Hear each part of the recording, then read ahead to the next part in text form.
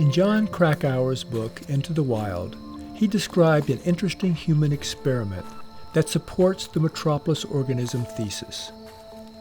Krakauer told the story of a brilliant eccentric, Gene Rossellini.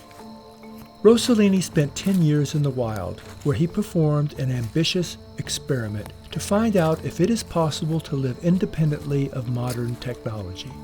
He ate roots and berries, hunted game with spears, and built his hovel with the aid of a sharp stone.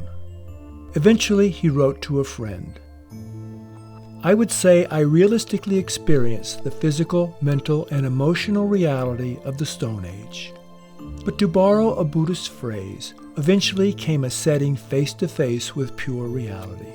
I learned that it is not possible for human beings as we know them to live off the land. Our bond to the metropolis organism, that is, civilization, is not something we think about. But if we do, we must recognize that we are inextricably bound to the point that we cannot survive outside of civilization's nurturing arms. At this moment in natural history, the metropolis organism is still evolving.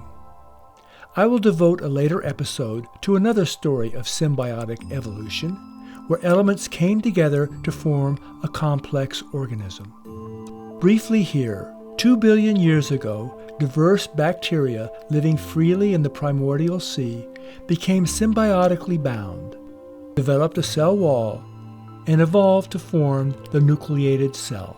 That is, the bacteria evolved from independent organisms to become a larger organism.